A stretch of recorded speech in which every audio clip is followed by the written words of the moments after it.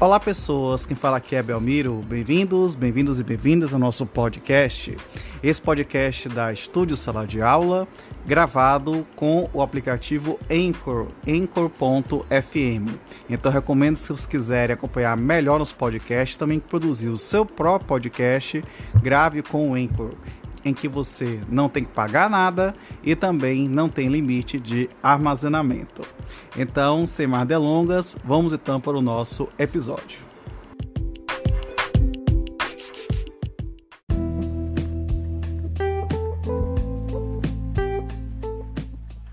Olá pessoas, que fala aqui é Belmiro, bem-vindos e bem-vindas ao nosso podcast.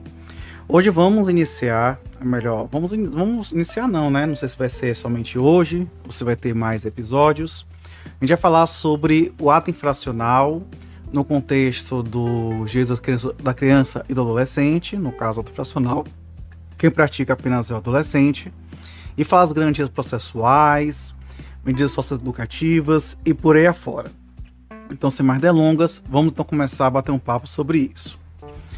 Então, primeiramente, a gente tem que entender, contextualizar sobre a área científica em que está, na verdade, o centro da prática do ato infracional e que está, na verdade, portanto, dentro do direito da infância e da juventude.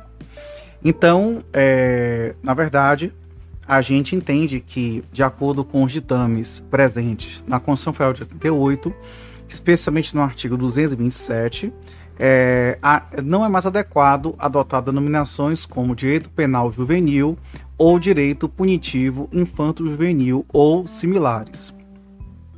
Também temos que entender que existe uma política infanto-juvenil presente no nosso direito brasileiro. Então, sabemos que as crianças e adolescentes são em formação física e moral e vai desde o nascimento até a fase adulta. E nessa mutação que é dinâmica, que é diária e é contínua. Entretanto, muitas vezes, os seres humanos tendem a tropeçar. E justamente isso não seria diferente com as crianças e com os adolescentes. Nesses tropeços da vida, acabam suas faltas atingindo o campo do ilícito, despertando a atenção do Estado, né? E, no caso, envolvendo os menores, não apenas dos pais, mas também do próprio Estado também.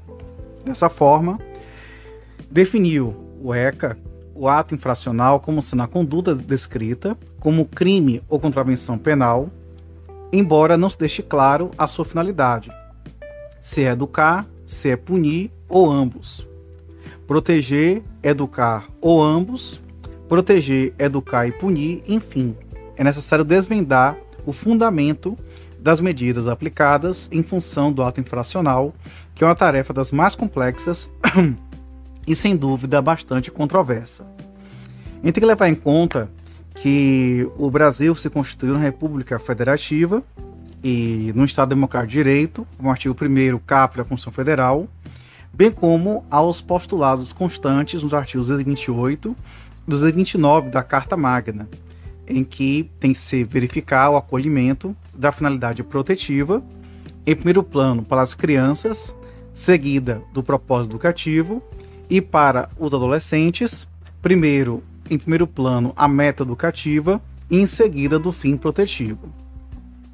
Pergunta-se se há algum aspecto punitivo, e seria ingenuidade supor que não, porque internar um adolescente por si só representa uma privação à sua liberdade.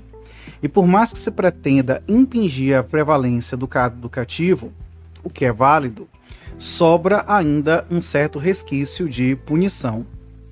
Quando se cuida do tema infanto-juvenil, em particular no âmbito da infração, surgem opiniões categóricas, pouco flexíveis, ora no sentido de que o adolescente deveria ser rigorosamente sancionado ao praticar atos violentos, normalmente contra pessoas, apontando-se o estatuto daquele adolescente como leniente, enquanto, de outro lado, emergem opiniões que defendem com ardor jamais se traçar uma linha repressiva no tocante ao menor de 18 anos, e por pior que seja sua atitude aos olhos da sociedade, cruel, desumana, violenta, deve-se considerá-lo sempre como vítima, cuidando do estado de seu bem-estar.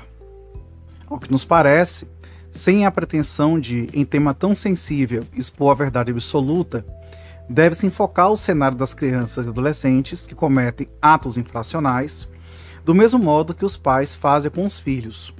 Em primeiro lugar, quando ainda são crianças, proteger acima de tudo.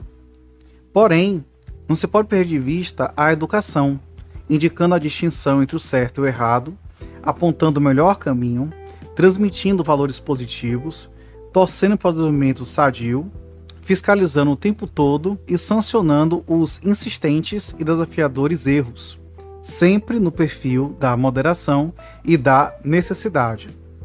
Então os pais precisam doar-se aos seus filhos, mas devem ser também obedecidos e respeitados.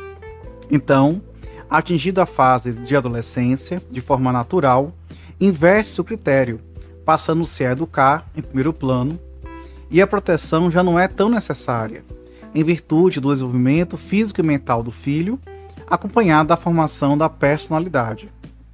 Este processo educacional não foge à regra, porque dependendo da imposição da sanção ao eu persistente, isso vai variar. E, de modo geral, os bons pais protegem e educam seus filhos, incluindo nesse processo as necessárias sanções, cuja finalidade não é punir para reprimir, mas sancionar para impor limites e fazer preponderar o respeito e a disciplina. No entanto, há uma forte liga entre pais e filhos, que é o amor, além da troca constante de afeto e a permanente mostra de afinidade.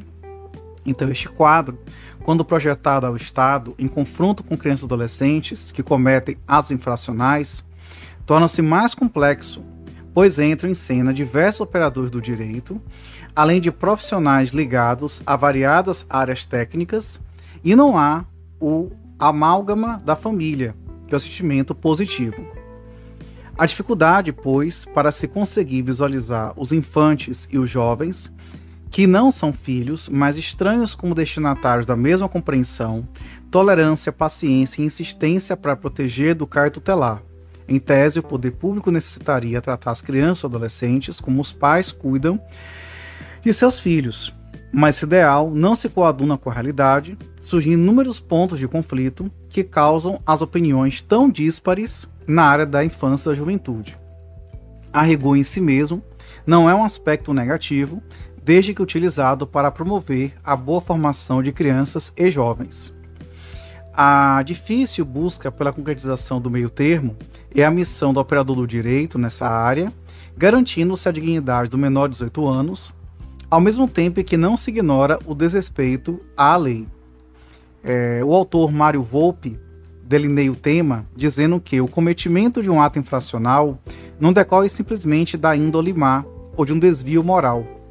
A maioria absoluta é reflexo da luta pela sobrevivência, abandono social, das carências e violências a que meninos e meninas pobres são submetidos. E garantir uma intervenção adequada da polícia ou de quem flagrar o menino ou a menina no cometimento de um ato infracional não significa querer justificar a sua atitude. Significa garantir-lhe um tratamento digno de um ser humano que se encontra em uma situação limite, que corrobora a sua degradação. Os dois tratamentos extremistas de vítima ou de agressor precisam ser evitados. É preciso considerar sua condição peculiar de pessoa em desenvolvimento e garantir-lhe um tratamento sereno, mas consistente o suficiente para que ele possa tomar consciência de que existem formas mais eficientes de garantir as suas necessidades básicas e de que a exigência do seu direito precisa acontecer de forma organizada e socialmente viável. Isso ele falou na obra organizada por Munir Kuri. Além disso, Fabiana Schmidt afirma que o Estatuto da Criança e do Adolescente,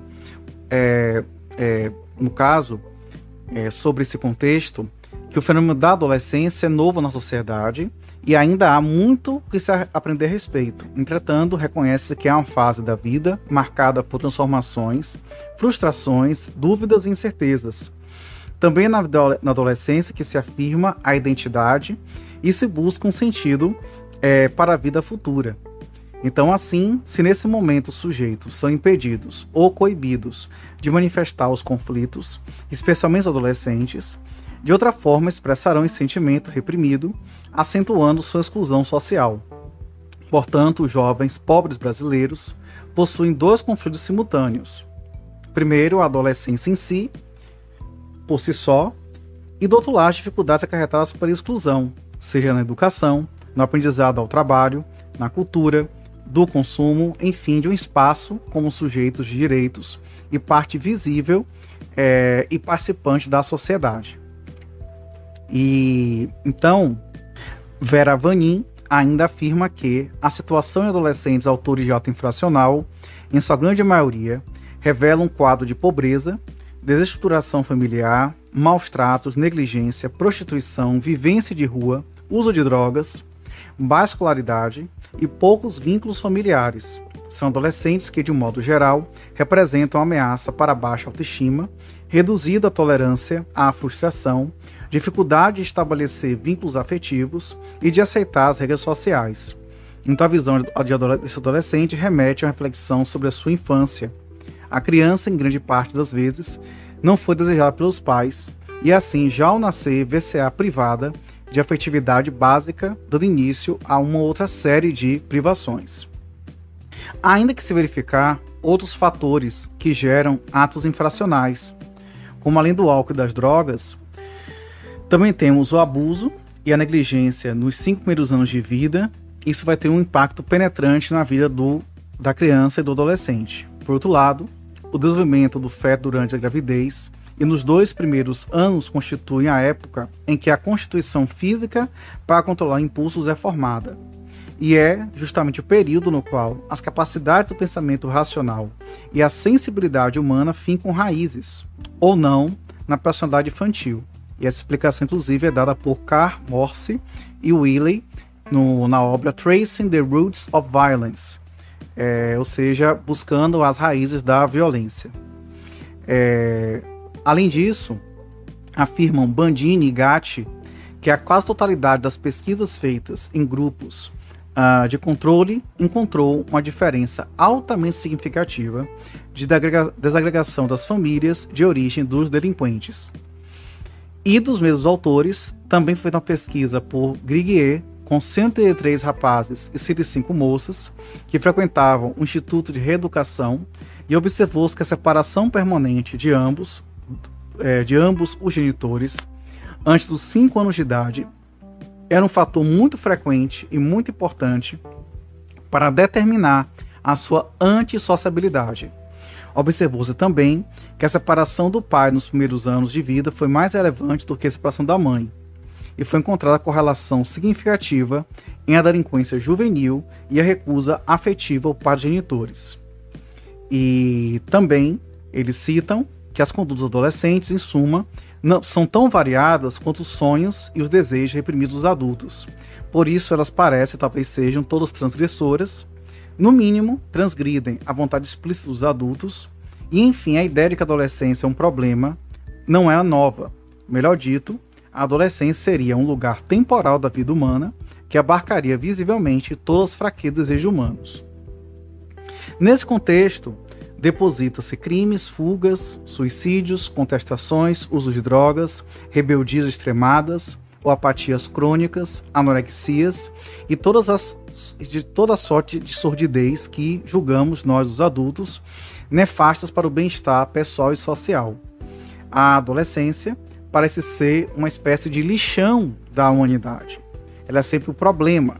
Parece-nos dos adultos que não sabem lidar com os que foram, do que nós fomos ontem. E alguém está querendo ouvir o que esses jovens estão querendo nos dizer. O diálogo está difícil, Então sejamos honestos, não há diálogo. Eles falam e nós falamos também. Eles falam de um jeito e nós escutamos de outro e vice-versa. Ou seja, não nos escutamos o mínimo suficiente para haver um entendimento. Uma linguagem é outra e torna-se difícil e oneroso, o que significa aquele dragão tatuado no braço, piercings na língua, umbigo e genitais, acidentes de carro e o generalizado e abusivo uso de drogas lícitas e ilícitas, entre outros sinais que saltam aos olhos de quem quer ver que algo está se passando no dramático mundo dos adolescentes. E que mundo é esse? O que nós estamos apresentando aos nossos filhos. Isso mesmo. E essa é a opinião de João Batista Costa Saraiva no livro Adolescente Conflito com a Lei, da indiferença à proteção social.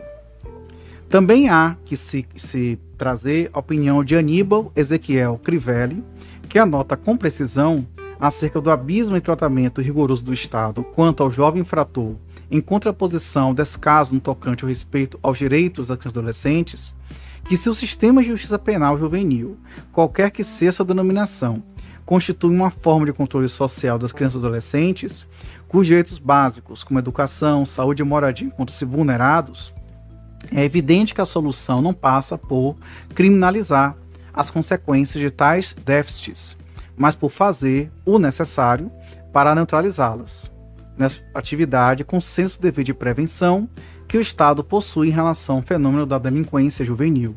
No entanto, e paradoxalmente, os mecanismos legais e institucionais para fazer valer a responsabilidade penal do menor parecem muito mais ágeis e efetivos do que aqueles destinados a reclamar do Estado o respeito efetivo dos direitos econômicos, sociais e culturais consagrados nos mais importantes instrumentos internacionais de direitos humanos. Isso no seu livro Direito Penal Juvenil, página 384 e 385. Com essa nossa introdução, a gente vai então começar a falar um pouquinho sobre os dispositivos do próprio ECA. E começa-se pelo ato infracional. Considera-se, diz o artigo 103 do ECA, considera-se ato infracional a conduta descrita como um crime ou contravenção penal. Então, o ato infracional significa, infracional quer dizer infringir, violar, desobedecer, transgredir e desrespeitar. No campo do direito, infringe-se uma norma. O ato é uma parcela da conduta, mas também pode ser assimilado como um sinônimo. A conduta, por seu turno, é uma ação ou omissão voluntária e consciente que movimenta o corpo humano regida por uma finalidade. Diante disso, o ato infracional no cenário da infância e juventude é a conduta humana violadora da norma. E por isso, em alguns textos atuais de lei, tem se referido ao adolescente em conflito com a lei, em lugar do jovem infrator, ou seja, ao invés de você falar jovem infrator, você fala adolescente em conflito com a lei. É uma alteração terminológica, com forte carga ideológica, mas que não provoca, talvez, um efeito científico desejado. Em suma, infringir uma norma representa um ilícito, que é um fato contrário ao ordenamento jurídico. Há uma imensa variedade de ilícitos, que podem envolver uma simples infração de trânsito, como ultrapassar um sinal vermelho, acarretando uma multa, como também pode chegar ao ápice da violação, que é o cometimento de um crime, como matando uma pessoa, um homicídio, cuja punição está na faixa de seus até 6 a 30 anos de reclusão, em média. Para a aplicação desta lei, ao referir-se ao ato infracional, o texto foi claro. É a conduta descrita como um crime ou contravenção penal. E, como afirma Ana Paula Mota Costa, no seu livro As Garantias Processuais e o Direito Penal Juvenil, no campo do direito penal, portanto, o modelo de responsabilidade dos adolescentes diferencia-se dos adultos no aspecto referente à inimputabilidade penal. No entanto, trata-se de um avanço na medida em que faz parte de um modelo de garantias, pois estabelece que tal responsabilidade penal decorre da prática de atos típicos, antijurídicos e culpáveis, tipificados na legislação penal, rompendo-se definitivamente com a concepção tutelar de responsabilização por atos tidos, entre aspas, por antissociais. Quanto à responsabilização por atos infracionais definidos pela lei penal, como já foi demonstrado, o Estatuto significou um considerável avanço no histórico da legislação especial da infância e adolescência, na medida em que incorporou o princípio da legalidade. Isso significa a impossibilidade legal de que todos os adolescentes, independentemente de terem ou não cometido atos infracionais tipificados por lei, tenham um tratamento penal, ou seja, serão tratados como em situação irregular. Para além disso, a lei especial prevê um sistema processual que, embora com incompletudes, serão analisados com profundidade, no caso, nos trabalhos científicos, sendo interpretado como de forma sistêmica e possui as mesmas garantias individuais perante o poder punitivo estatal de que tem o direito dos cidadãos brasileiros. Antônio César Lima da Fonseca esclarece que esse sistema repressivo estatutário, é como ele chama, repressivo e estatutário, tantas vezes similar ao imposto aos adultos, pois, com todas as características de uma justiça penal, dirigida a crianças e adolescentes, tem suas raízes em pactos internacionais, especialmente nas regras de Beijing, de 1985, e na Convenção das Nações Unidas sobre os Direitos da Criança, de 1989, os quais veem crianças e adolescentes como sujeitos de direitos, otorgando-lhes a proteção integral, direitos de liberdade, dignidade e reconhecimento de que a lei penal não se lhes pode incidir como se adultos fossem. E embora haja quem os veja como réus, adolescentes autores de atos infracionais devem ser encarados como sujeitos de proteção especial pelo Estado, pois são pessoas em condição peculiar de desenvolvimento. E a dureza da lei penal não deve ser a mesma aplicada aos adultos imputáveis, sendo que a Lei 12.594 de 2012 já determinou que o adolescente não pode sofrer tratamento mais gravoso do que conferido ao adulto, conforme o artigo 35, inciso 1.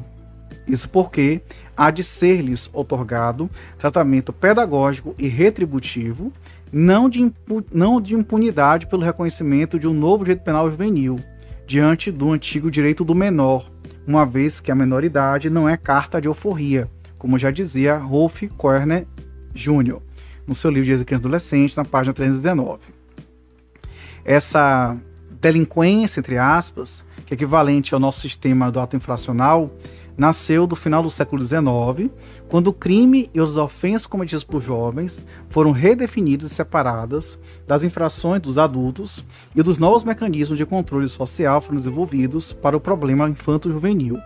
Os adolescentes transgressores, que costumavam ser considerados simplesmente como jovens criminosos, foram transformados em delinquentes, o equivalente ao jovem infrator. O rótulo de delinquente, contudo, representa uma variedade de diferentes comportamentos e significa diferentes coisas em diversos lugares e pontos no tempo.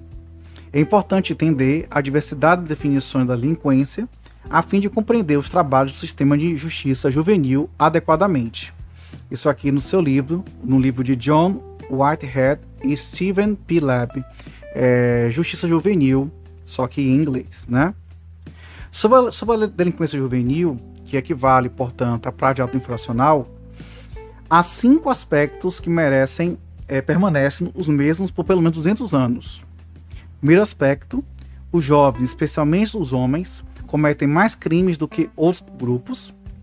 Segundo, existem leis para jovens obedecerem, que adultos não são obrigados a fazer, como escola, sexo, morada, álcool, etc. Terceiro, os jovens estão punidos menos severamente do que os adultos que cometem as mesmas infrações. 4. Muitas pessoas acreditam que o grupo de jovens atuais comete mais crimes e mais graves do que os jovens do passado. E há sempre uma onda de delitos juvenis do presente. Isso, quem falou foi Thomas J. Bernard, Disciple of the Juvenile Justice. Sobre o tema, no STJ já se fala que o ato infracional se refere ao crime para definir os elementos típicos da conduta proibida, artigo 103 do ECA, e dele diferem pela impossibilidade de aplicação de penas e pela exigência de qualidade especial do autor, que deve ser menos de 18 anos.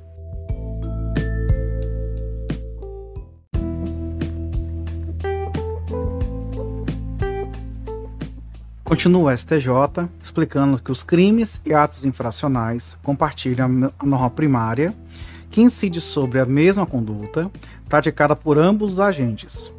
E além disso, não obstante haver sido praticado por adulto e menor, A hipótese dos autos corresponde à conduta descrita no artigo 157, parágrafo 2º, inciso 1 e 2 do Código Penal, que basta para atender o requisito da identidade da infração, necessário para aplicar a cláusula de pena relativa ao concurso de pessoas.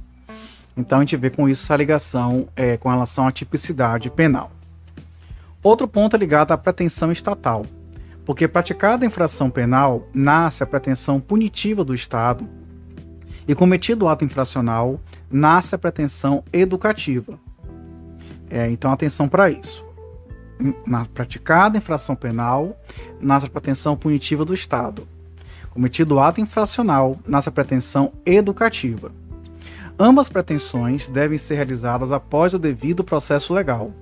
A primeira, que é a pretensão punitiva, é enfocada sobre o prisma da finalidade da pena, que se divide em retributiva e preventiva. Sob o ângulo do retributivo, representa a efetiva punição em virtude do mal praticado pelo crime. Sob a ótica da prevenção, envolve-se um complexo de funções: firmar a atuação no direito penal, que é a prevenção geral positiva, e estabelecer um instrumento de intimidação à sociedade, que é a prevenção geral negativa. Então, afirmar um ponto para a reeducação, que é a prevenção geopositiva, e servir de mecanismo para a segregação, que é a prevenção especial negativa. A segunda, que é a pretensão educativa, é calcada no prisma da finalidade da medida socioeducativa, que se lastreia na educação ou reeducação do adolescente, secundariamente, e não há como dissociar do aspecto punitivo. No STJ, a jurisprudência diz assim: tratando-se de menor inimputável, não existe pretensão punitiva estatal propriamente, mas apenas a pretensão educativa, que na verdade é dever não só do Estado, mas da família, da comunidade e da sociedade em geral, conforme disposto expressamente na legislação de regência, que é o ECA, a Lei 8.069 de 90, no artigo 4º, e na Constituição Federal de 38, no artigo 227. De fato, é nesse contexto em que se deve enxergar o efeito primordial das medidas socioeducativas, mesmo que apresentem eventualmente características expiatórias, como efeito secundário, pois indiscutível e indispensável caráter pedagógico é que justifica a aplicação das aludidas medidas na forma como previsto na legislação especial, artigo 8.069, artigos 112 a 125, que se destinam essencialmente à formação e reeducação do adolescente infrator, também considerado como pessoa em desenvolvimento, ECA, artigo 6º, e sujeito à proteção integral, ECA, artigo 1º, por critério puramente etário. Além disso, o TJ do Rio Grande do Sul falou que a medida socioeducativa possui como desiderato principal fazer despertar no menor infrator a consciência do desvalor de sua conduta, bem como afastá-lo do meio social com medida profilática e retributiva, possibilitando-lhe uma reflexão e reavaliação de sua conduta. Além disso, sobre a questão da infração penal, como foi mencionado no anterior, há uma diversidade de infrações à norma, mas o interessante para o estudo do ato infracional é a análise da infração penal, que é o gênero, do qual são espécies o crime ou delito e a contravenção penal. A diferença entre ambos não se dá no campo ontológico, mas apenas no cenário da punição, porque o crime é considerado infração penal mais grave, cabendo a penação de reclusão ou detenção, penas privativas de liberdade cumpridas em regimes mais severos. A contravenção penal é o delito menor, considerado uma infração penal mais branda, lesiva a um bem jurídico de menor importância para a sociedade, cuja apenação se faz com a prisão simples ou a multa. E é interessante observar que a Lei 9.099/95, Juizados Especiais Criminais, portanto pós-ECA, firmou a existência de outro conceito formal de infração penal, as de menor potencial ofensivo. Sejam elas crimes ou contravenções, terminam por desfrutar dos mesmos benefícios em relação aos seus autores, embora ontologicamente continuem sendo infrações penais. Não é objetivo, portanto, aqui a gente aprofundar esse debate entre as diferenças, como por exemplo, entre reclusão, detenção e prisão simples. pois o artigo 103 do Estatuto valeu-se dos termos crime e contravenção penal para conceituar o ato infracional. Costuma-se dizer em doutrina ter esta lei se valido de uma tipicidade remetida, pretendendo sugerir que o ato infracional não passa de um tipo penal incriminador, detectável pela legislação penal. Por todos, a gente cita aqui, né, Filler, Dezen e Martins, Estatuto da Criança e Adolescente. Também se entende que essa afirmação é parcialmente correta, porque o ato infracional não é um tipo incriminador, mas uma conduta criminosa ou contravencional por inteiro. E o crime ou contravenção está longe de ser apenas um fato típico. Portanto, valeu-se o Estatuto de um conceito por equiparação. Em lugar de pretender definir o que é crime ou contravenção penal, que é uma tarefa das mais complexas, mesmo para a doutrina penal, simplesmente nivelou o ato infracional ao crime ou à contravenção penal indiferentemente. Na realidade, igualou, para fins de conceituação, o ato infracional à infração penal.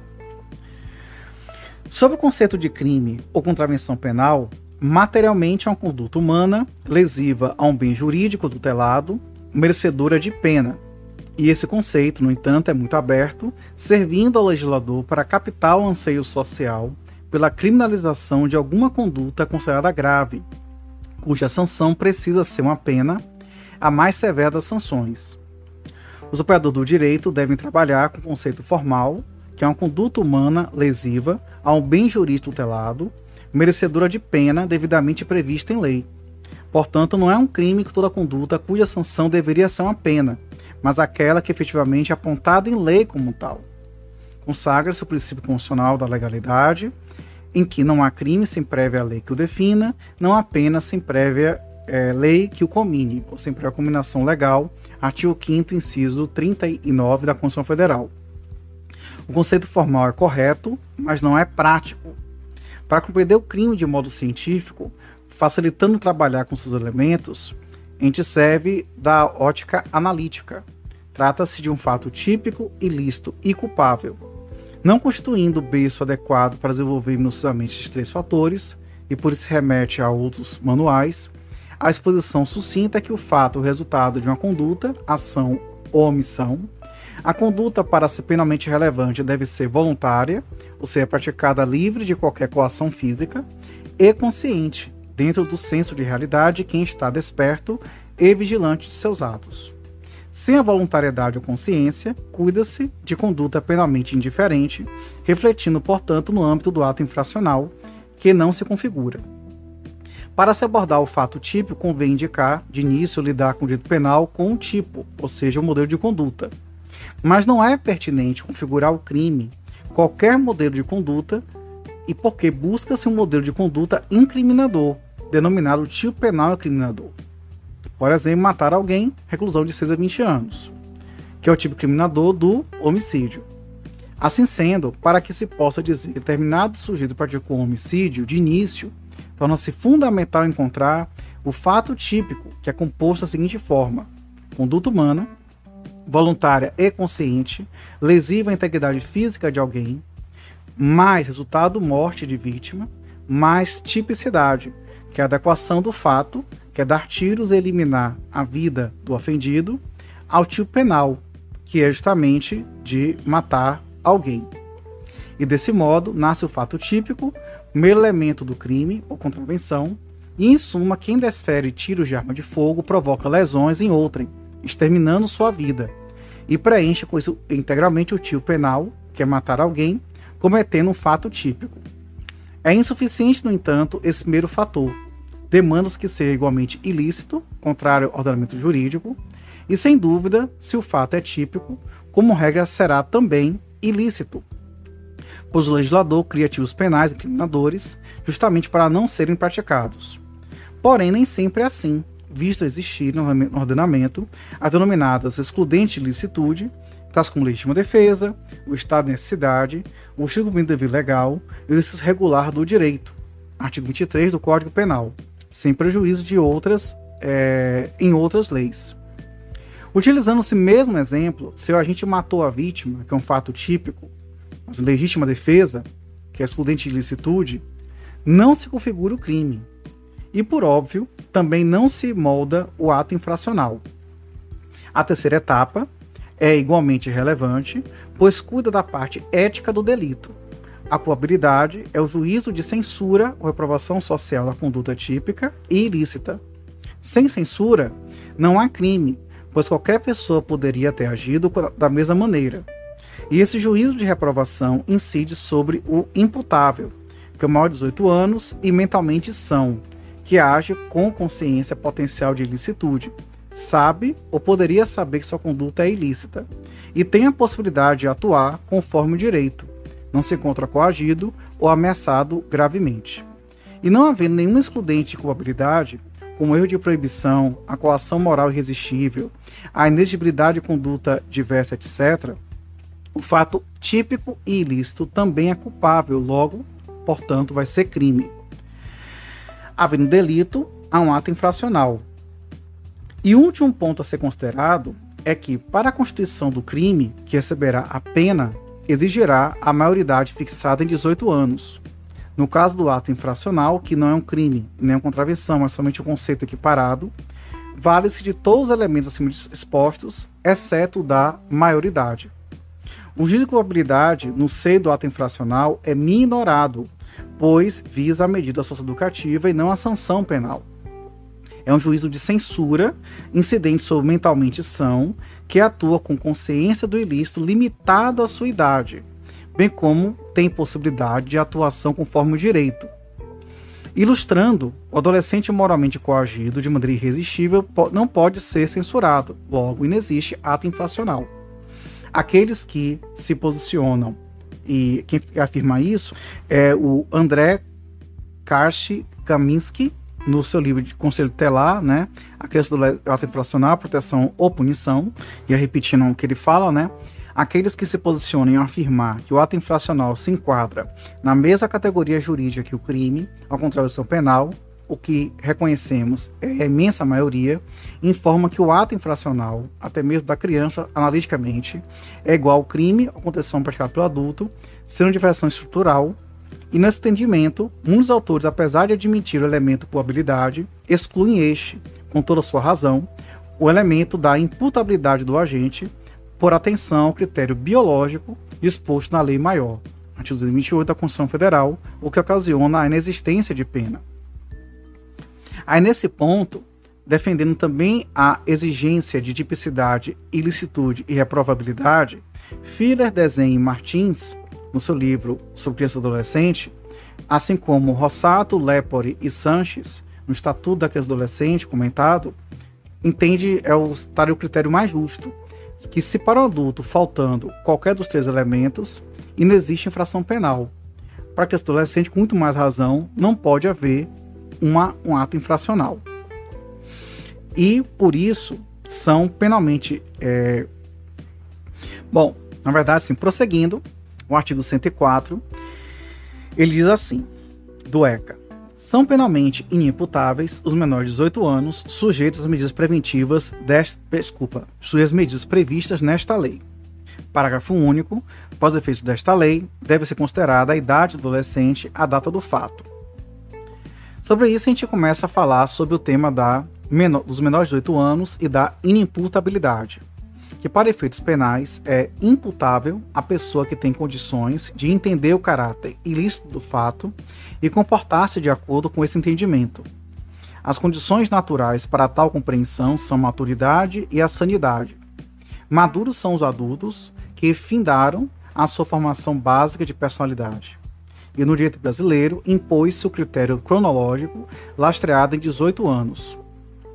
Mentalmente saudáveis são todos os que não padecerem de enfermidades ou retardamentos mentais e, portanto, afastam-se do direito penal os menores de 18 anos pela presunção absoluta de maturidade e da falta de compreensão integral do ilícito. Vale ressaltar que o jovem, ainda que imune às normas penais, deve ter a sua compreensão do certo e do errado avaliada no âmbito do ato infracional, pois ele também está sujeito ao erro de proibição, que o livra de qualquer medida socioeducativa. Pode seguramente dizer que a consciência do ilícito é um conjunto processo de formação, desde a mais tenra idade até a velhice. e não há nenhum equívoco em se considerar, para efeito penal, imaturo o jovem abaixo de 18 anos e, ao mesmo tempo, no cenário do ato infracional, dar-lhe a oportunidade de provar se tinha ou não conhecimento do ilícito para a conduta praticada. Ninguém é obrigado a saber de tudo de sua vida. Eis a razão do debate em torno do erro de proibição, que pode ser excusável ou inexcusável. Em suma, é um excludente de culpabilidade aplicável ao jovem. Segundo Maurício Neves de Jesus, a mudança física, as novas prioridades e a busca da identidade social acentuam as crises típicas deste período de desenvolvimento. Adolescer é mover-se em meio à mudança do corpo e do espírito. O adolescente faz escolhas, não por estar certo delas, mas porque a busca e a confirmação de sua identidade simbolizam sua necessidade de afirmação, conforme comenta Heber Soares Vargas. A atmosfera social é fator predominante do processo de adolescer. O indivíduo que estuda, que trabalha as condições legais ou que assume alguma outra espécie de atividade formulará perguntas diferentes sobre esse processo transitório em relação ao adolescente que não tem afazeres ou que está à margem do controle social informal.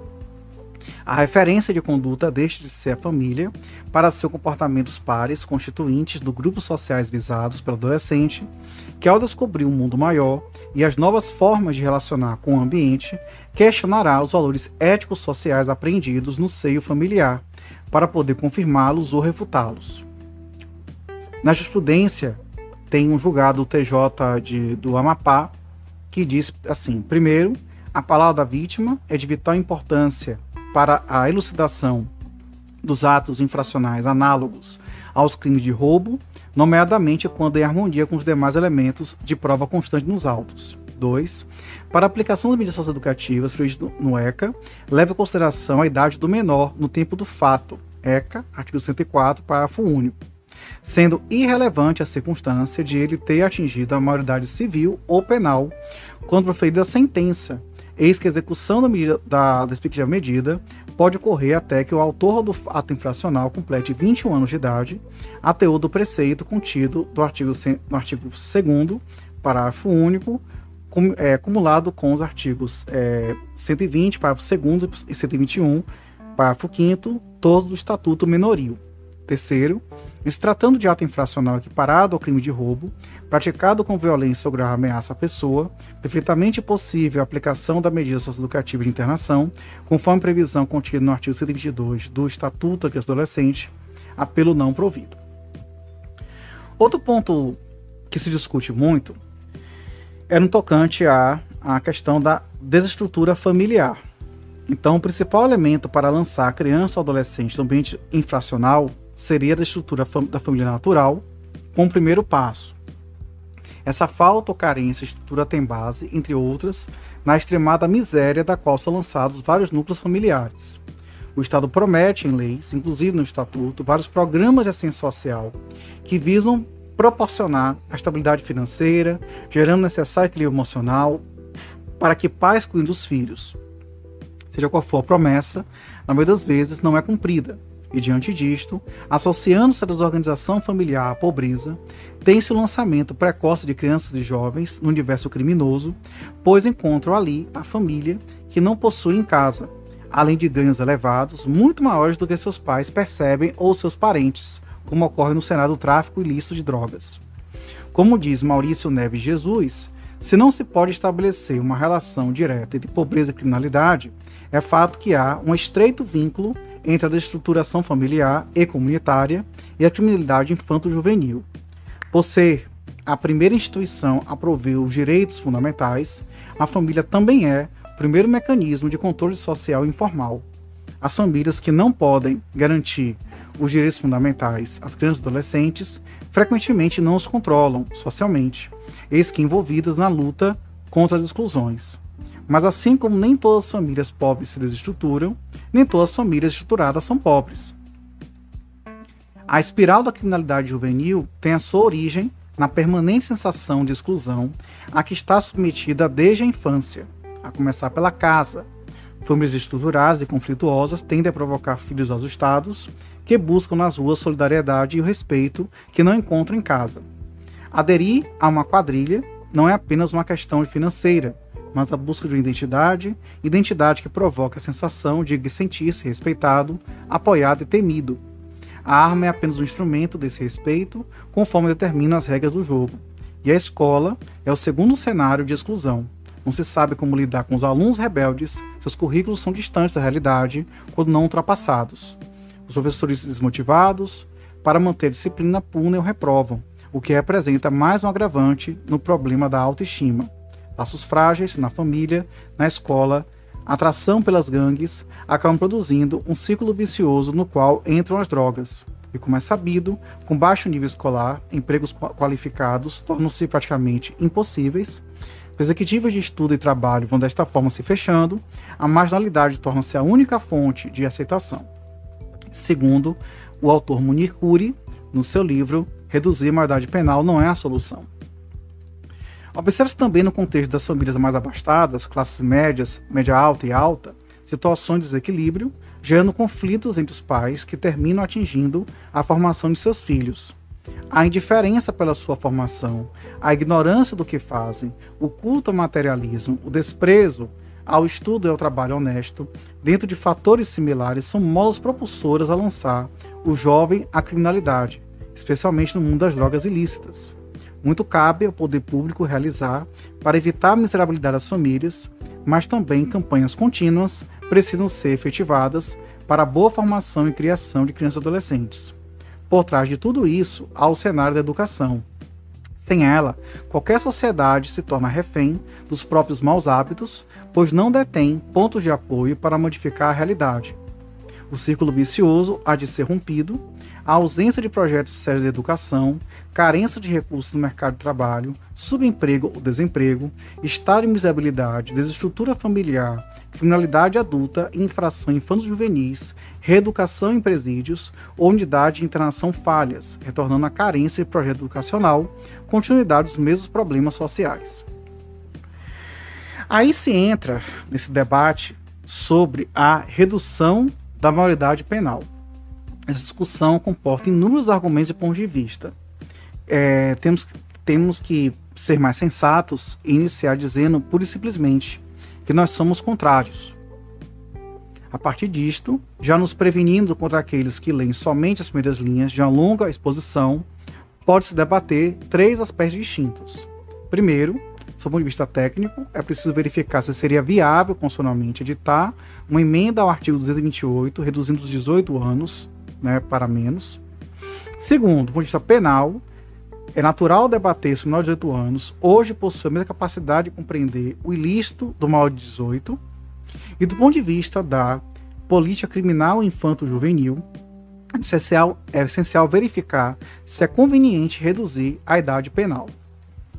Quanto ao primeiro ponto, há os que sustentem constituir o artigo 228 da Constituição Federal em cláusula pétrea, pois encarna um direito ou garantia individual, tais como as que são previstas no artigo 5º da mesma Carta.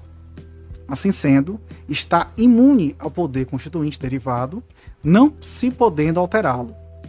Argumentam que são os direitos individuais, não os que estão concentrados no efeito do artigo 5º, podendo espalhar-se por outros ambientes do texto constitucional e com base na dignidade da pessoa humana, dentre outros princípios, a responsabilidade penal é intocável. Sobre esse tema, conferir Rosato, Lepore e Sanches no seu livro sobre estudo da criança e do adolescente comentado.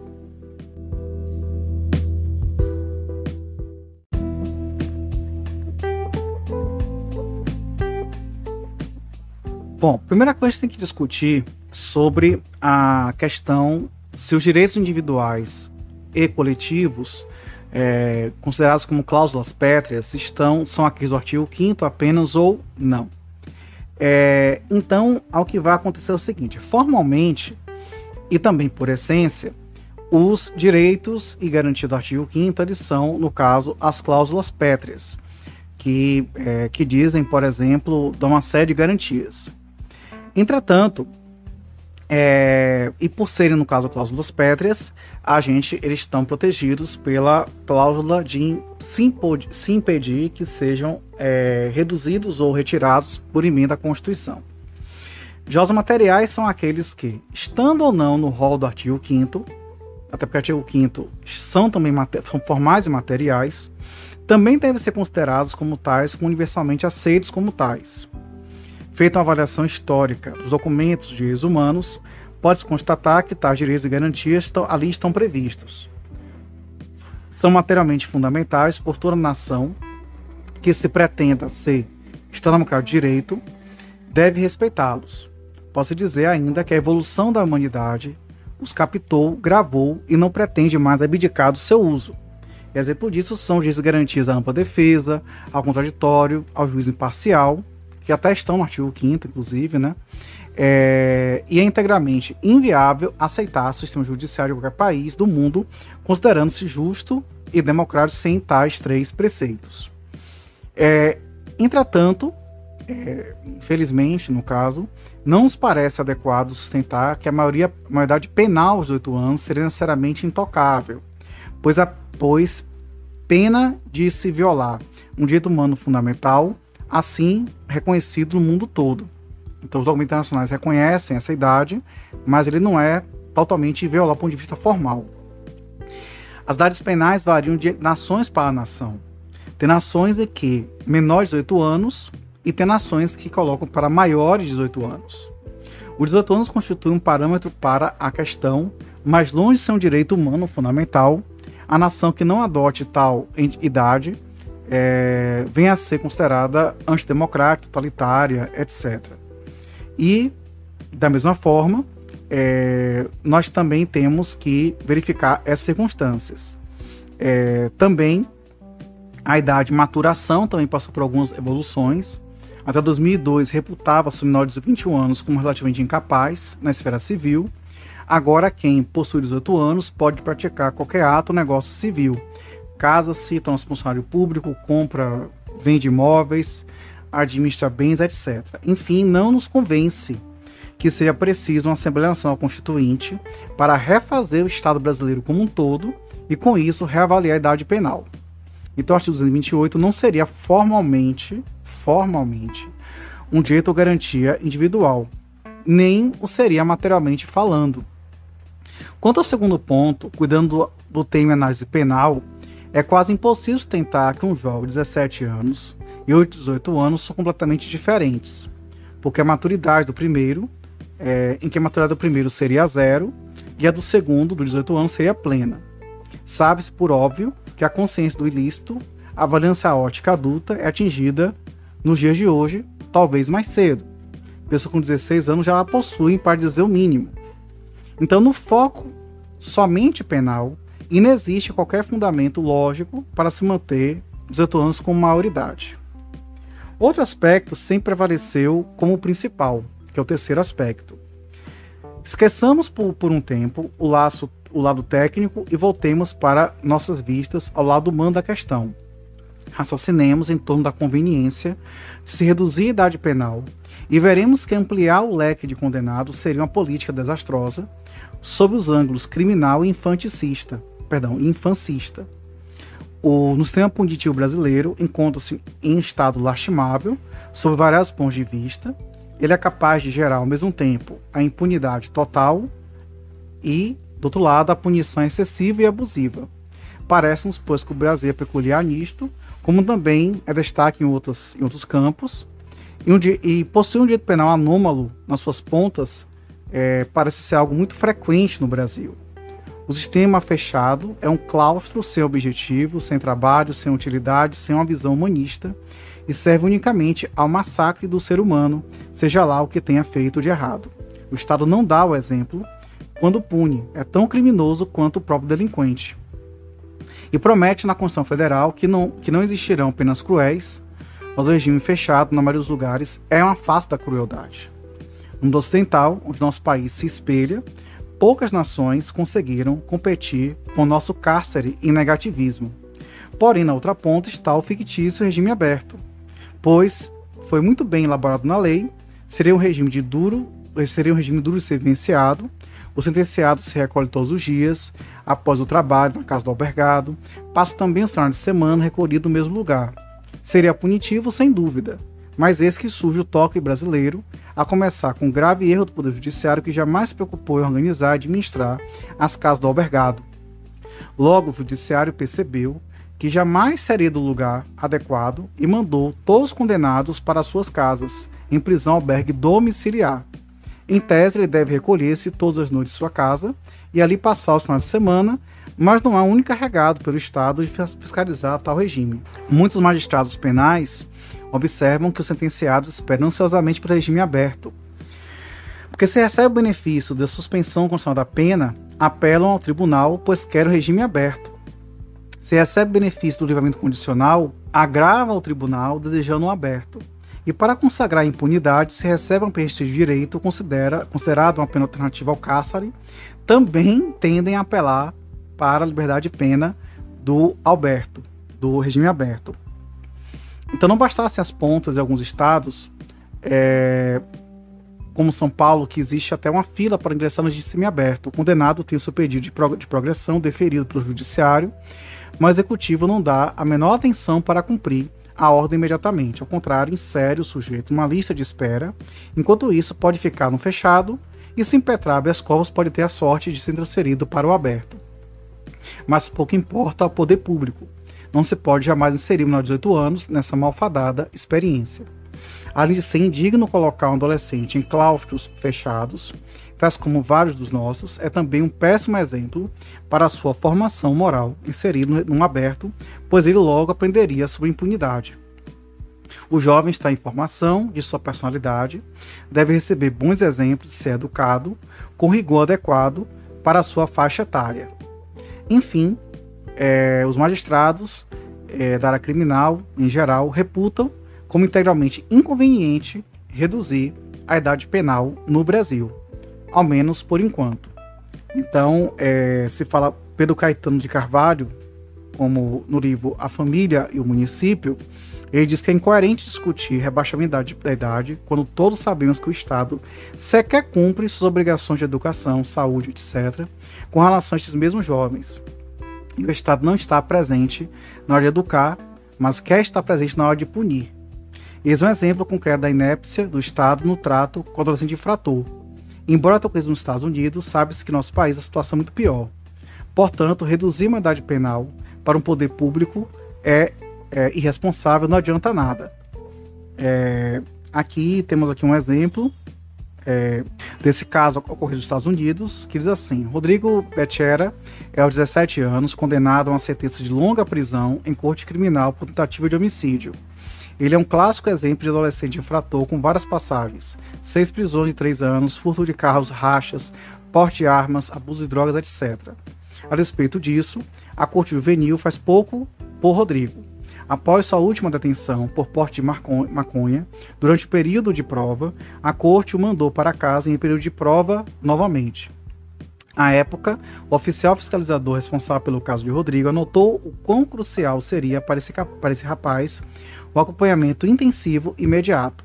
Mas o departamento não providenciou essa assistência por 18 dias após a sua liberação. Levou 2 dias a mais do que o tempo para Rodrigo drogar-se, pegar uma arma e ferir gravemente um membro de gangue rival, atirando em seu pescoço. Isso aqui foi uma passagem contada por Edward Helms no livro No Matter How Loud I Shout.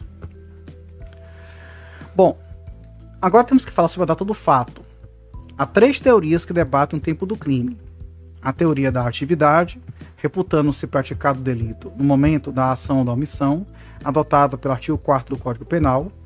A do resultado, que reputa-se cometido o crime no momento em que se dá o resultado. E a teoria mista, ou da ubiquidade, considera-se efetivado o delito tanto no momento da ação ou do resultado, quanto no instante do resultado. Lamentavelmente, o Estatuto ECA cometeu o equívoco de referir a data do fato. Ora, o fato pode ser o momento da ação ou da omissão, o momento do resultado, ou de ambos.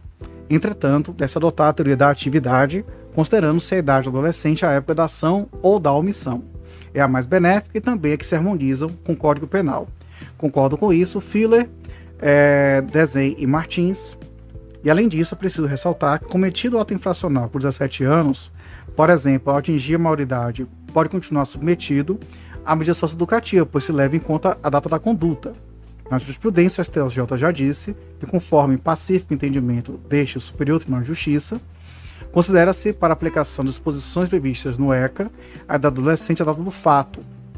Artigo 104, parágrafo único do ECA. Assim, se a época do fato do adolescente é menos de 18 anos, nada impede que permaneça no cumprimento de medida socioeducativa imposta, ainda que implementada, a sua maioridade civil.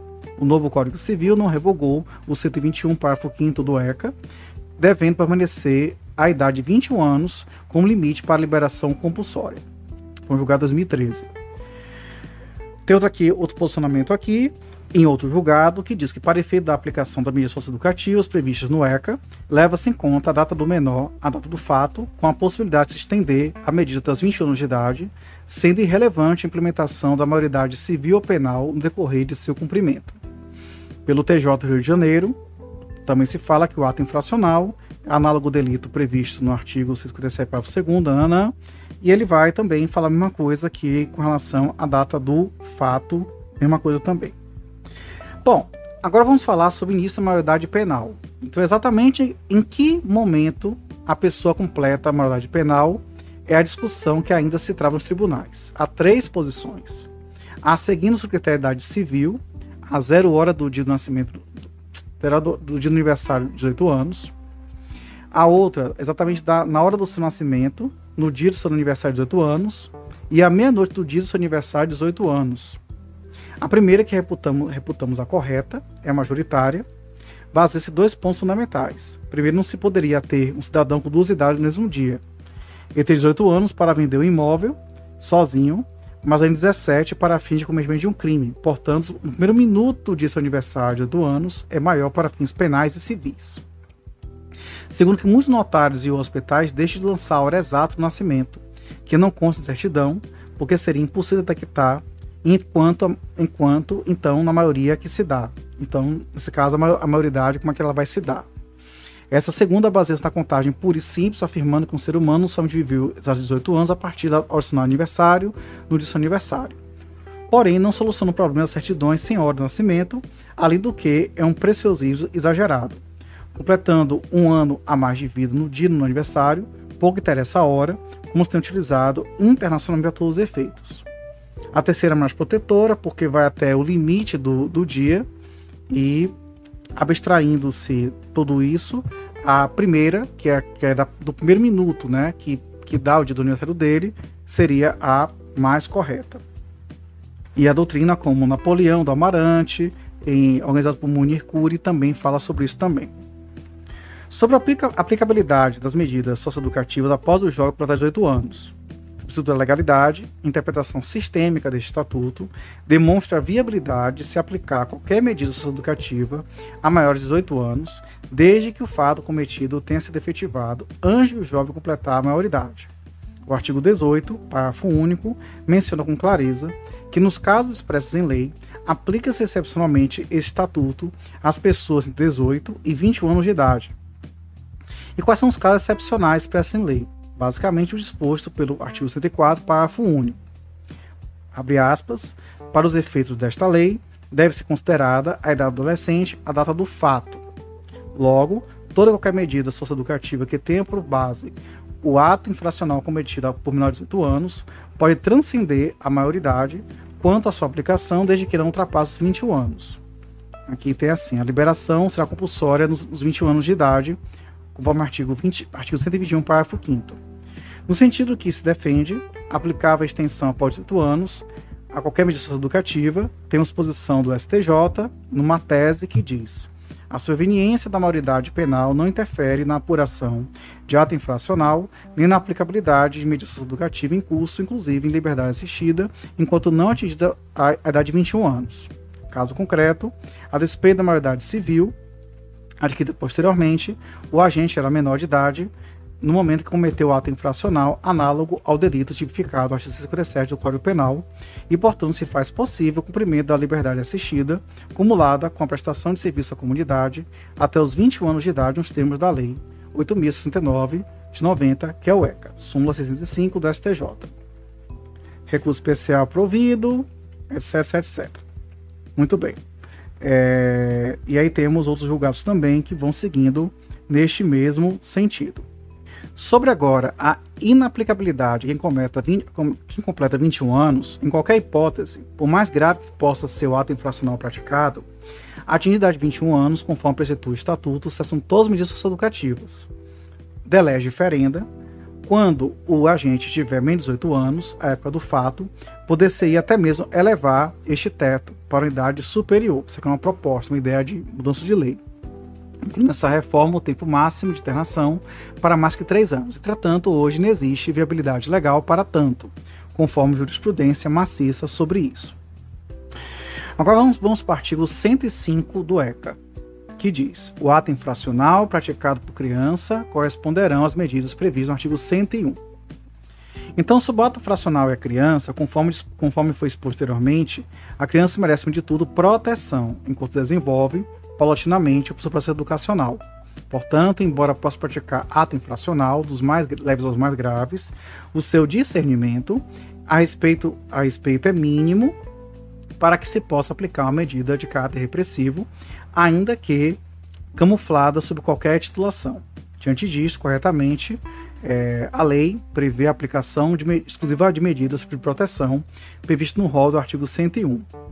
Então, a fundamentação disso está nas regras de Beijing, no que se refere à violação dos direitos da criança, reconhecidas internacionalmente, em que a culpabilidade da situação que provocou o ato infracional não recai sobre a criança.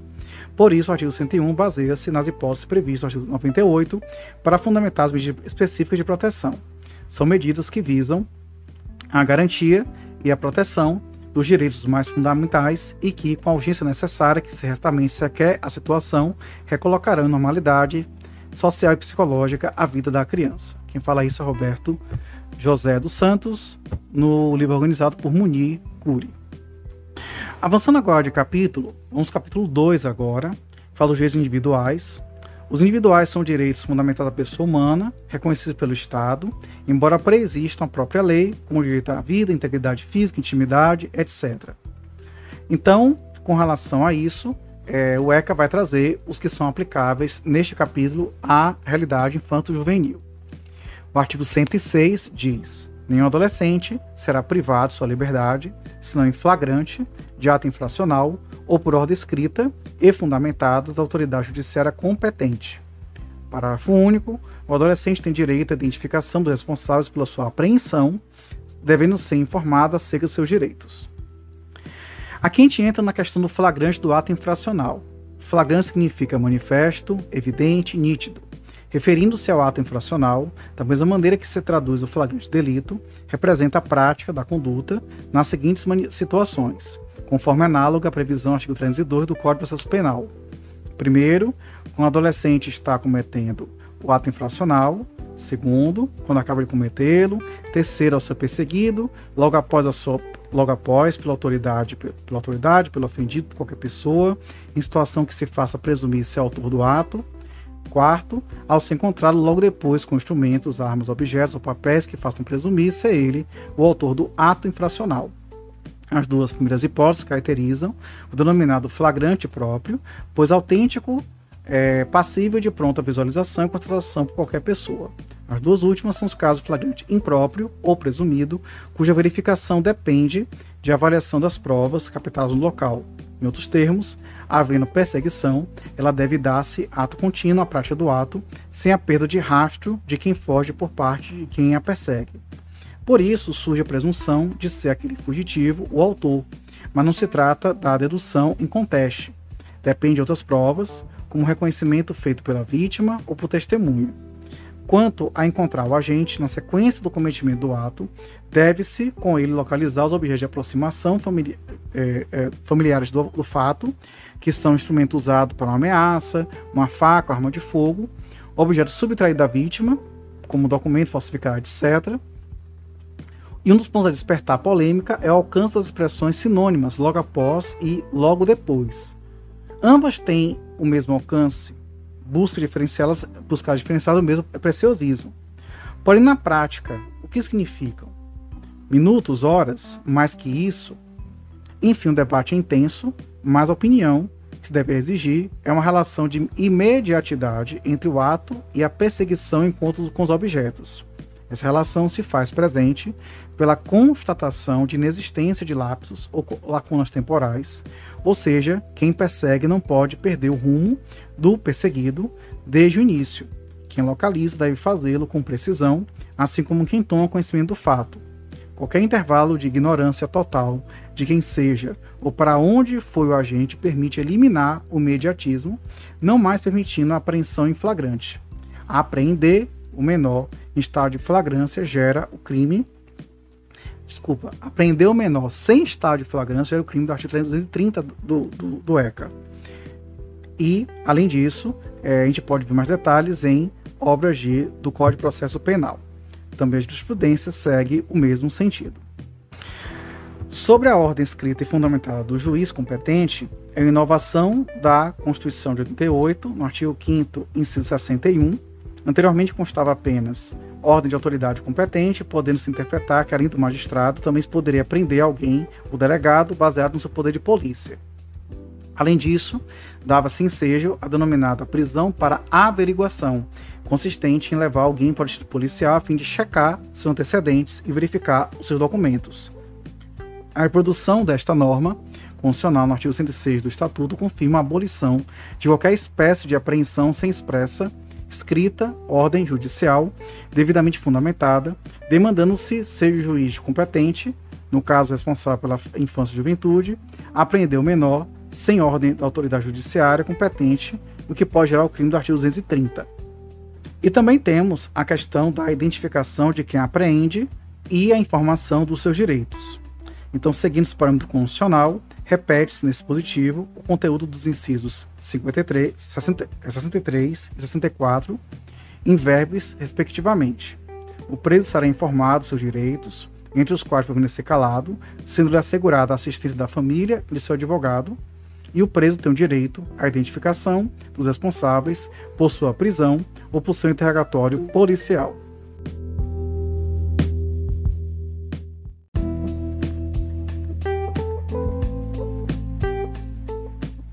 Então, o objetivo da identificação dos responsáveis pela apreensão é evitar o anonimato nesse âmbito, tendo em vista a apuração de eventual crime de abuso de autoridade.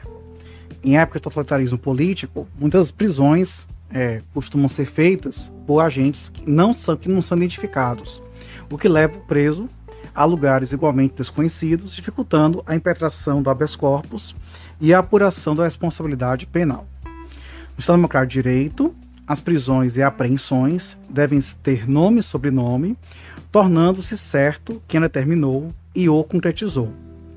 No tocante aos direitos fundamentais do preso ou do menor apreendido, é preciso assegurar, em primeiro lugar, o direito ao silêncio, avisando que não há nenhuma obrigatoriedade em prestar declarações, podendo simplesmente calar-se. Além disso, deve-se esclarecer o detido de seu direito ao contato com a família e com seu advogado. Esses três direitos básicos ligam-se ao exercício da ampla defesa, com recursos a ele inerentes. Além disso, temos o artigo 107 do ECA, que diz: a apreensão de qualquer adolescente e o local onde se encontra recolhido serão incontinenti comunicados à autoridade judiciária competente e à família do apreendido ou à pessoa por ele indicada. Parágrafo único. Examinando-se-á, desde logo, e sob pena de responsabilidade, a possibilidade de liberação imediata. Com isso, nós temos o primeiro aspecto das comunicações necessárias. A apreensão ao adolescente deve ser comunicada, como ocorre com um preso adulto, ao juiz competente, para que se possa verificar a legalidade do ato. Esse informe precisa ser feito imediatamente, o que se traduz por, no máximo, 24 horas. Avisa-se ainda a família do menor e a outra pessoa qualquer por ele indicada. Note-se a relevância de comunicar não somente a apreensão em si, mas igualmente o lugar onde está detido, permitindo-se que se torne a medida jurídica apropriada para liberá-lo. São decorrências das normas constitucionais. A prisão de qualquer pessoa e o local onde se encontre serão comunicados imediatamente ao juiz competente e à família do preso ou à pessoa por ele indicada, conforme o artigo 5º, inciso 62 da Constituição Federal. e a ausência de tais comunicações torna ilegal a apreensão, gerando constrangimento sanável por habeas corpus. Além disso, a autoridade pode responder pelo crime do artigo 231 da lei, e a importância de comunicar à família do menor é mais acentuada do que aos familiares do maior, quando preso, pois o comparecimento dos pais ou responsável na delegacia permite sua imediata liberação.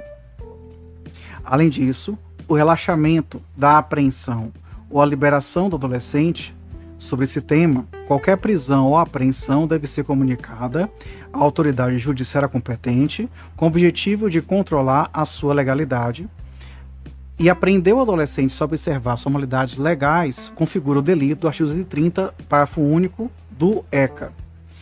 Esses requisitos intrínsecos e extrínsecos acerca da legitimidade da apreensão. Intrinsecamente, é fundamental analisar sobre flagrante, nas hipóteses do artigo 302 do Código de Processo Penal, ou se decorreu de ordem escrita e fundamentada de magistrado competente. Extrinsecamente, é preciso verificar se foi devidamente registrada a apreensão, com todas as formalidades, artigo 173 do ECA, além do aviso ao apreendido de seus direitos, a identificação dos responsáveis, a comunicação à família, ao advogado, etc. Percebendo qualquer ilegalidade, o adolescente deve estar liberado e pronto. Por outro lado, mesmo que inexista ilegalidade, desde logo cabe à autoridade policial checar a viabilidade da liberação, conforme o artigo 174 do ECA. No caso de apreensão por ordem judicial, o delegado não pode liberar. No caso de não haver liberação por autoridade policial, o feito segue ao magistrado, que se verificará se mantém a internação provisória ou coloca o adolescente em liberdade. Observe-se a clara inserção da expressão sob pena de responsabilidade, referindo-se ao delegado ou ao juiz, que, devendo apreciar se libera ou não o jovem, omite-se, ou aprecia o flagrante, mas não libera, havendo ilegalidade. A responsabilidade dessa hipótese diz respeito ao crime previsto no artigo 234 do ECA. Então, em suma, o juiz deve relaxar a apreensão quando vislumbrar a ilegalidade. Deve liberar o adolescente quando vislumbrar a desnecessidade da internação provisória. Isso, inclusive, em consonância com a jurisprudência. O artigo 108 do ECA diz que a internação antes da sentença pode ser determinada pelo prazo máximo de 45 dias. Parágrafo único. A decisão deverá ser fundamentada e basear-se em indícios suficientes de autoridade e materialidade, demonstrada a necessidade imperiosa da medida. Então, a internação provisória assemelha-se à prisão preventiva do processo crime do maior de 18 anos. Por uma questão de garantia ao adolescente, deve-se respeitar os requisitos do artigo 64 da lei, que equivale à garantia da ordem pública do artigo 312 do CPP, para checar se há ou não necessidade de se impor a prisão, de se impor a internação provisória, de natureza nitidamente cautelar, que ocorre antes da sentença. O prazo máximo da imposição legal de um prazo certo para a duração da prisão cautelar é, sem dúvida, uma garantia ao detido. Então, no processo penal, voltado ao adulto, inexiste prazo definido para a prisão preventiva. Atualmente, somente na Lei de Organização Criminosa previu-se o tempo de 120 dias, prorrogado por 120 dias também. Na prática, os tribunais fixaram o entendimento de que se deve respeitar os critérios de razoabilidade e da proporcionalidade para analisar a duração da prisão provisória. Entretanto, de magistrado para magistrado, há uma imensa diversidade de opiniões acerca do que vem a ser um período razoável para a segregação cautelar de alguém. Assim sendo, uns ficam detidos antes da sentença por um mês, enquanto outros por um ano. Essa variedade não pode ser admitida num cenário da apreensão de menor de 18 anos, pois os princípios do regente do processo penal são diferentes dos dominantes da infância e juventude. É, pois, correta a fixação do prazo máximo de 45 dias. Este sim é um prazo próprio, pois seu não cumprimento acarreta sanção penal, artigo 235 da lei. Pode ser prorrogado? Cremos que não.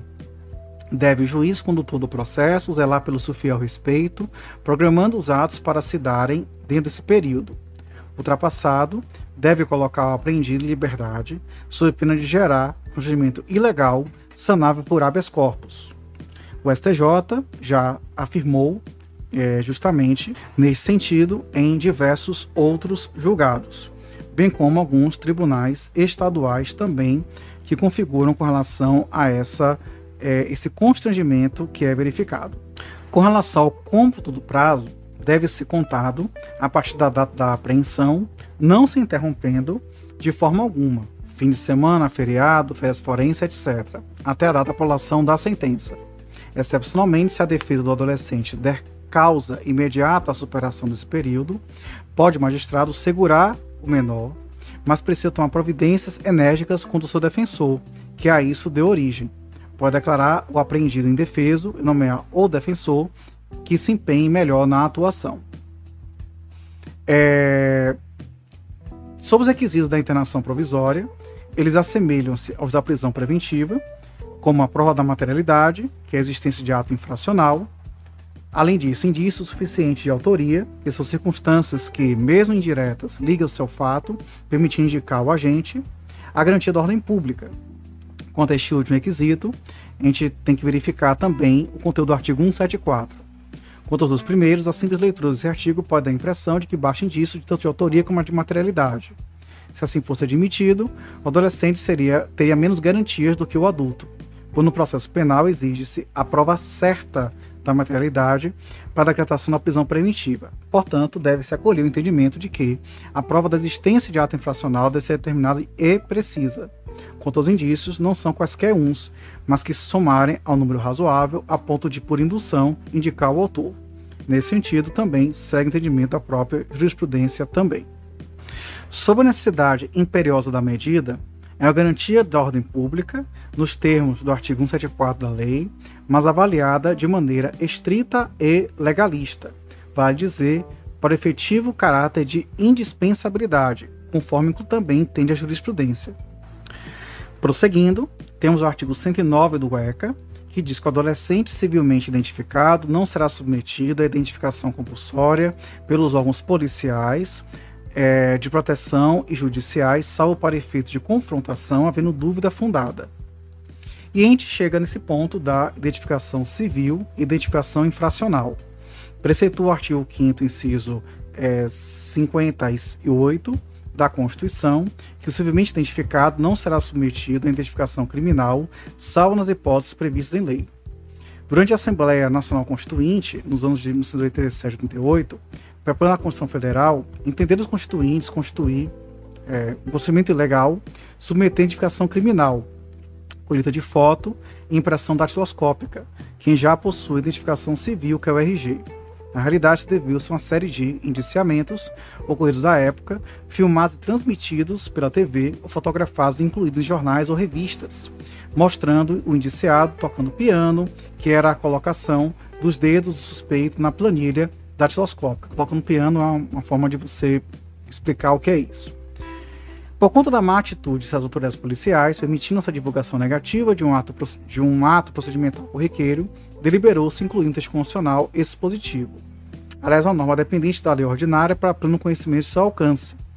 O Legislativo levou 12 anos para editar a primeira lei a respeito das condições e requisitos para identificação criminal, que foi a Lei 10.054/2000, que já foi substituída pela Lei 12.037, de 2009, ampliando a possibilidade de proceder à identificação criminal do autor do crime, independentemente da identificação civil.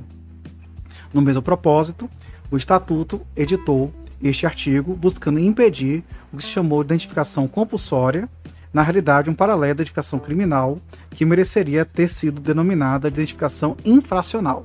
Portanto, mesmo que o adolescente tenha identificação civil, apresentando o seu RG, pode a autoridade policial e também as de proteção e judiciais realizar sua identificação compulsória, dados datiloscópicos e outros mais modernos como DNA, havendo dúvida fundada quanto à sua identidade, fazendo-se então a confrontação entre a civil e a acolhida após a prática do ato infracional.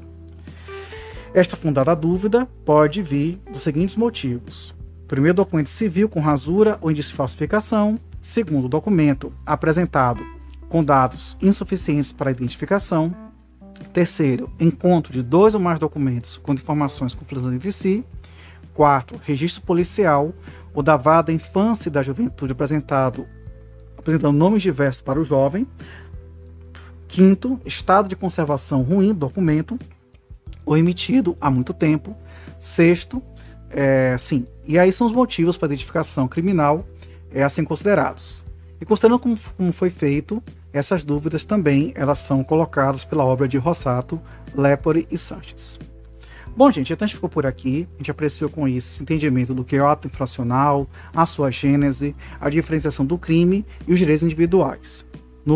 Em outro episódio, a gente vai falar sobre as garantias processuais e medidas socioeducativas. Um abraço e tchau, tchau.